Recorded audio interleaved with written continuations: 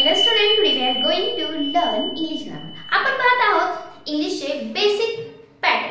आपले सेंटेन्स जे आहेत इंग्लिश मधले त्यामध्ये बेसिक पॅटर्न नुसार हे सेंटेन्स बनतात. मग हे पॅटर्न कसले असतात हे आपण वन बाय वन पाहिलेत. आज आपल्याला पाहिजे बेसिक पॅटर्न 6 हा प्रकार आहे. याच्यामध्ये 6 पॅटर्न मध्ये काय काय आहे? ॲडव्हर्ब येणार आहे, ऑब्जेक्ट येणार आहे का, ॲडजेक्टिव्ह येणार आहे का, ॲडव्हर्ब येणार आहे. कुठल्या प्रकारचा हा पॅटर्न आहे? चला वेळ न घालवता पॅटर्न आणि हा पॅटर्न याच्यामध्ये आपल्याला ऑब्जेक्टच बघायचे, पण ऑब्जेक्ट एक नाहीये, ऑब्जेक्ट दोन आहेत. मग ते कुठले ऑब्जेक्ट आहेत, कसे ऑब्जेक्ट, यासाठी व्हिडिओ एंड पर्यंत पहा. आणि चला पाहूया ऑब्जेक्ट कुठले कुठले असतात. सेंटेन्स लिहिणार आहे, त्याच्यामधून आपण आयडेंटिफाय करूया. दीपक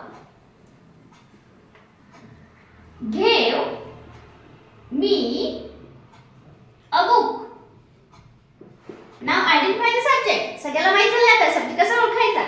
दीपक करता कोण आहे? दीपक. काय करतोय? घेव. हे काय झालं? वर्ब झालं. घेव हे काय झालं? वर्ब. मी हे काय झालं? ऑब्जेक्ट. आणि अ बुक हे सुद्धा ऑब्जेक्ट. मग दोन object. Yes, there is a two object. हो, याच्यामध्ये दोन ऑब्जेक्ट आहेत. मग कुठले कुठले? एक असणार आहे इनडायरेक्ट ऑब्जेक्ट आणि एक असणार आहे डायरेक्ट ऑब्जेक्ट. फक्त शॉर्ट मध्ये दिलंय. एक असणार आहे इनडायरेक्ट ऑब्जेक्ट आणि एक असणार आहे डायरेक्ट ऑब्जेक्ट. मग हे काय असतं इनडायरेक्ट आणि डायरेक्ट? चला पाहूया. इनडायरेक्ट ऑब्जेक्ट जे असतं ते कधी पण डायरेक्ट ऑब्जेक्टच्या पहिले येतं. ओके, मग तुम्ही नेक्स्टला लिहू शकत नाही का? यस, तुम्ही तिथेही लिहू शकता. मग कसं? तेव्हा तुम्हाला प्रिपोजिशन वापरावं लागेल, तेव्हा तुम्ही लिहू शकता. ओके, नाहीतर नॉर्मली म्हणलं तर इनडायरेक्ट ऑब्जेक्ट डायरेक्ट ऑब्जेक्टच्या आधीच येतं. याला जर नंतर लिहायचं असेल तर मग त्या ठिकाणी तुम्हाला प्रिपोजिशन वापरायला पाहिजे. मग प्रिपोजिशन म्हणजे काय, याचे सुद्धा व्हिडिओ मी तुम्हाला टाकलेले आहेत. पाहिजे असेल याची लिंक मी आय बटनवर देते, तिथे जा. तुम्ही थोडं क्लिक केलं की लगेच तुम्हाला तो व्हिडिओ ओपन होईल. मग प्रिपोजिशन कुठले आहेत, कुठले कसे प्रिपोजिशन वापरायचे, कुठले प्रिपोजिशन कुठे यूज करायचे, हे सगळे तुम्हाला तिथे पाहायला मिळतील. ओके, चला पाहूया इनडायरेक्ट आणि डायरेक्ट ऑब्जेक्ट अजून कसे असतात. हा सब्जेक्ट म्हणजे पॅटर्न कसला तयार झालाय? Subject plus verb plus indirect object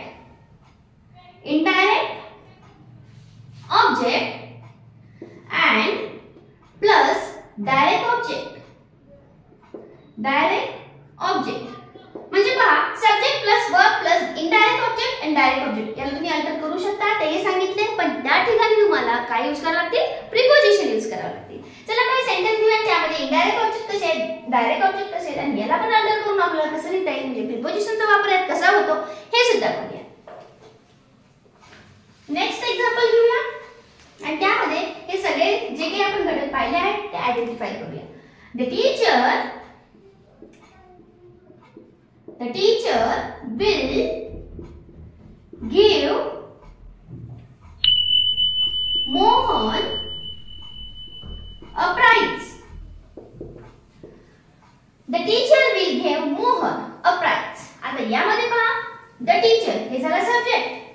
okay, will give हे झालं वर्ब, हे झालं लिंकिंग वर्ब आणि वर्ब म्हणजे दोन्ही म्हणून आपण वर्ब म्हणूया त्याला. ओके, मोहन हे काय झालं? Indirect object. हे काय झालं? इनडायरेक्ट ऑब्जेक्ट आणि हे काय झालं? Direct object. आता बघूया या सेंटेन्स मध्ये डायरेक्ट ऑब्जेक्ट फर्स्ट घेऊया आणि इनडायरेक्ट ऑब्जेक्ट नेक्स्टला घेऊया, तर सेंटेन्स कसं होईल, म्हणजे आपल्याला याच्यामध्ये प्रिपोजिशन कसं वापरायचं. आधी फर्स्ट इथपर्यंत लिहून घेऊया. The teacher will give a prize. आता डायरेक्ट ऑब्जेक्ट आधी घ्यायचंय ना, आधीच लिहूया a prize. आता मात्र या ठिकाणी तुम्हाला प्रिपोजिशन वापरावं लागेल आणि त्यानंतर इनडायरेक्ट ऑब्जेक्ट लिहावं लागेल. मग प्रिपोजिशन कुठलं वापरायचं? The teacher will give a prize to Mohan. इथे यस झाले मोहन. पहा, the teacher will give a prize to Mohan. टीचरनी प्राइज दिलं कोणाला? मोहनला. म्हणजे तुम्ही जर असं इकडे डायरेक्ट ऑब्जेक्ट आधी लिहिलं, इनडायरेक्ट ऑब्जेक्ट मध्ये नंतर लिहिलं, तर मध्यभागी तुम्हाला टू प्रिपोजिशन वापरले. कधी फॉर वापरावं लागेल, कधी भरपूर प्रिपोजिशन आहेत, त्यासारखे प्रिपोजिशन तुम्हाला ऍड करावं लागतील. मग तुम्हाला डायरेक्ट ऑब्जेक्ट आधी इनडायरेक्ट ऑब्जेक्ट नंतर लिहायला परमिशन मिळेल. ओके, चला काही सेंटेन्स लिहूया, त्यामध्ये आयडेंटिफाय करूया की सब्जेक्ट कुठला, वर्ब कुठला, इनडायरेक्ट ऑब्जेक्ट कुठला, डायरेक्ट ऑब्जेक्ट कुठला. My student माय स्टुडंट काय येईल सेंड मी अ ऍप्लिकेशन. शॉर्ट मध्ये देते मी माय स्टुडंट सेंड मी ऍप्लिकेशन. माय स्टुडंट हे झालं सब्जेक्ट, सेंड काय झालं, सेंड झालं वर्ब, मी हे झालं इनडायरेक्ट ऑब्जेक्ट, हे काय झालं इनडायरेक्ट, आणि हे काय झालं डायरेक्ट ऑब्जेक्ट. ओके, यापुढे तुम्हाला समजत असेल की सेंटेन्स मध्ये इनडायरेक्ट ऑब्जेक्ट कसं घ्यायचं याचं पाहिजे असेल त्याचा स्क्रीनशॉट घ्या. अदरवाइज नोट डाउन करत चला की आपण चेंजेस कसे केले किंवा सेंटेन्स मध्ये काय काय ऑब्जेक्ट असू शकतात, कसे ऑब्जेक्ट असू शकतात, ऍडजेक्टिव्ह कधी असतं, ऍडवर्ब कधी असतं, या सगळ्या गोष्टीचा डिटेल मध्ये आपण अभ्यास केला आहे. ते सुद्धा या पॅटर्न मध्ये आपण पाहत आहोत ऑब्जेक्ट. मग ते ऑब्जेक्ट कसे डायरेक्ट आहेत, इनडायरेक्ट आहेत. ओके, आणि direct indirect object place change केली तर काय चेंजेस करायचे हे सगळं आपण या व्हिडिओ मध्ये पाहिलं आहे. नेक्स्ट एक एक्झाम्पल घेऊया, ते आयडेंटिफाय करून घेऊया. बघूया आता. John brought his wife a ring.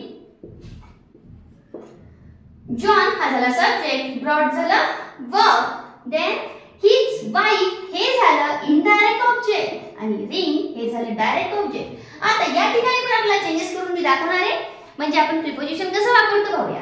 John brought a ring म्हणजे डायरेक्ट ऑब्जेक्टला काय होणार, हे आधी येणार. जॉन ब्रॉट अ रिंग कोणासाठी, for his wife, for his wife. अशा पद्धतीने आपण डायरेक्ट ऑब्जेक्ट इनडायरेक्ट ऑब्जेक्ट पाहिला, त्याची प्लेस चेंज केल्यावर काय करावं लागतं हे सुद्धा आपण पाहिलं आहे. काही डाऊट असेल कमेंट नक्की सांगा. व्हिडिओ कसा वाटला हे सुद्धा कळवत चला, आणि व्हिडिओला शेअर आणि सबस्क्राइब करायला मात्र विसरू नका. Okay, thank you.